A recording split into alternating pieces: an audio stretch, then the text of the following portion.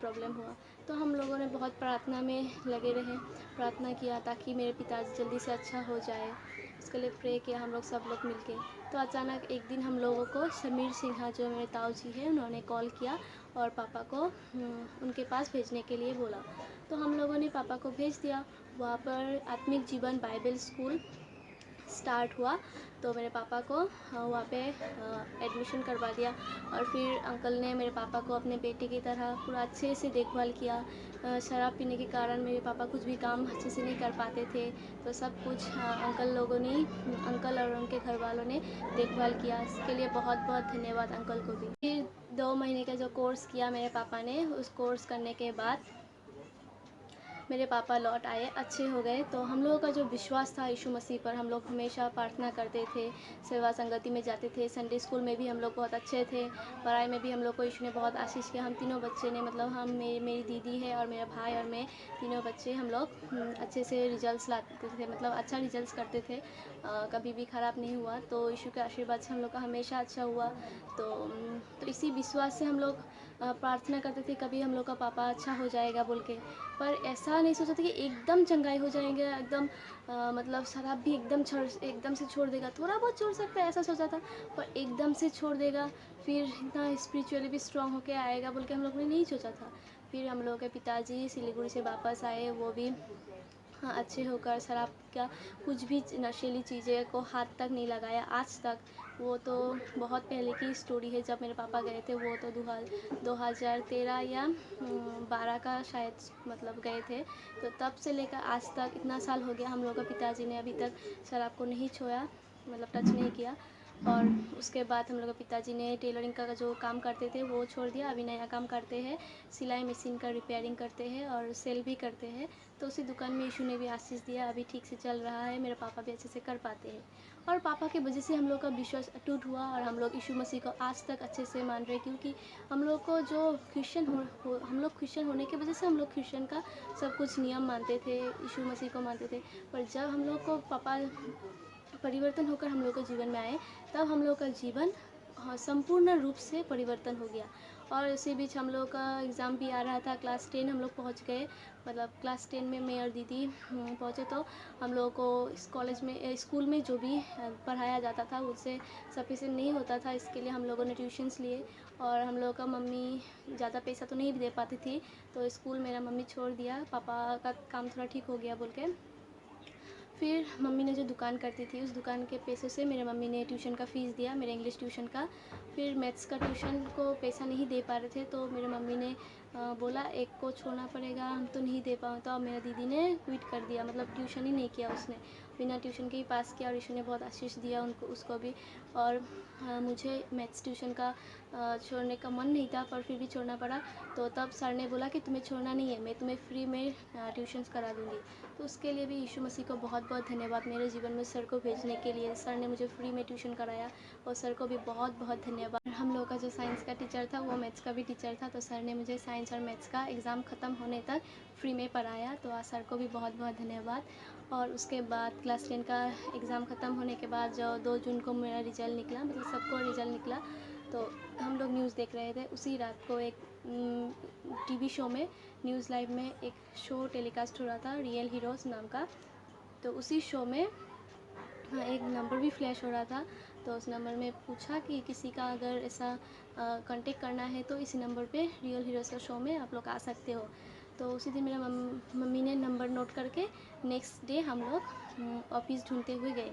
फिर ऑफ़िस में जाकर हम लोगों ने बोला हम लोग भी इसको अप्लाई करना चाहते हैं, इसमें जो भी मतलब काम होगा, जो भी पूछेगा आंसर क्वेश्चन हम भी बोलेंगे, पूछेंगे, और हमको भी थोड़ा मदद चाहिए, क्योंकि हम लोग का पढ़ाई में थोड़ा मदद चाहिए था। बाकी के पापा नहीं दे पाते थे, हर वो चीज़ सब मम्मी देते थे, क्योंकि पापा नया नया काम ज्वाइन किया था ना, नया नया हुआ कर, इसलिए मेरा पापा ज़्यादा अच्छे से पैसा नहीं ला पाते थे, तो घर चलाने के लिए मम्मी को प्रॉब्लम होती थी। फिर दुकान में भी बैठना पड़ता था, मैं भी बैठती थी, उसके लिए हम लोग को थोड़ा प्रॉब्लम होता था।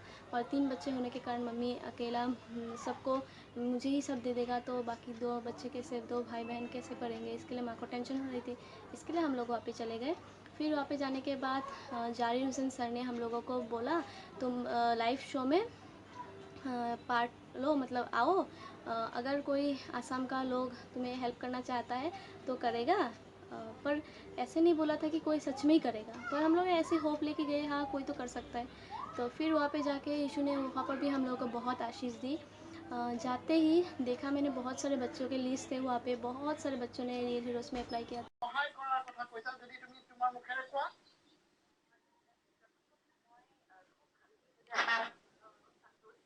সকলোৱে গম পাইছে যে ইমান কষ্ট কৰি ল'ৰা ছোৱালীবিলাকে ইমান ভাল ৰিজাল্ট কৰিছে। মই চাই নাছিলোঁ, চালোঁ চাই থকা অৱস্থাত মই আৰু মোৰ স্বামী জয়ন্ত, আমি দুইজনে ঠিক কৰিলোঁ যে তেখেতক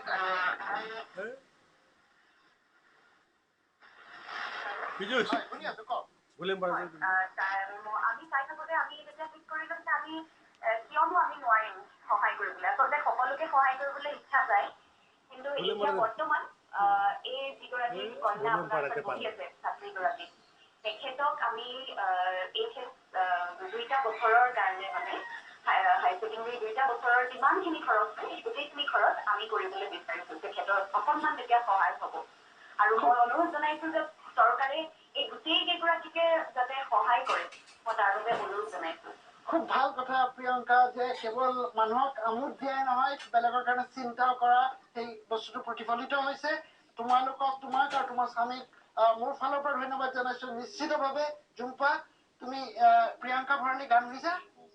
এতিয়া তোমাক কৈছে যে 10+2, তোমাৰ যিটো 2 yearsৰ কাৰণে তোমাৰ পঢ়াৰ কাৰণে যি ফাইনেন্সিয়েল হেল্প লাগে, প্ৰিয়ংকা বাইদেৱে তোমাক দিব।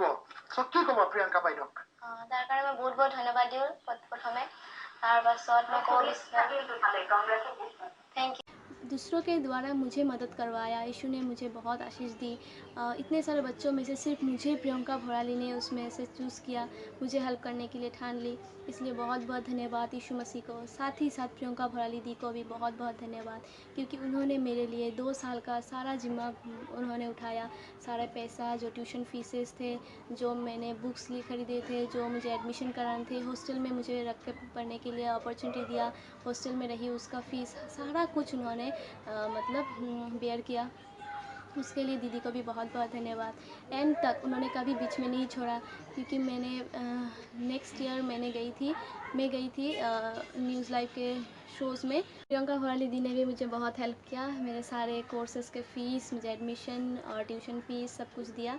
उस दीदी को भी बहुत बहुत धन्यवाद। आप लोगों को मिल जाएगा, आप लोग गूगल में सर्च कीजिए, प्रियंका भोराली टाइप करने से आप लोगों को मुझे मतलब असम का बहुत बड़ा सिंगर है और सबका फेवरेट भी है, और इसके लिए आप लोगों को जल्दी सर्च करने से मिल जाएगा। वो बहुत ही बड़ा सिंगर है और मुझे ही क्यों हेल्प किया, यीशु मसीह ने सब कुछ मेरे लिए प्लान किया हुआ था, इसलिए यीशु मसीह को बहुत बहुत धन्यवाद। इस वीडियो के द्वारा मैं हर वो लोगों को धन्यवाद देना चाहती हूँ जो लोग मेरे मतलब इस स्टडी लाइफ में इन्वॉल्व है, मुझे हेल्प किया, मदद किया हर वो टाइम में, मुझे जब नीड हुआ था, मतलब मुझे ज़रूरत था, तो इसके लिए बहुत बहुत धन्यवाद। आप सबको, समीर सिंह अंकल, भट्टो सर और प्रियंका भोराली बा, सबको धन्यवाद देती हूँ। और इस वीडियो को आप लोगों ने एंड तक देखने के लिए बहुत बहुत धन्यवाद।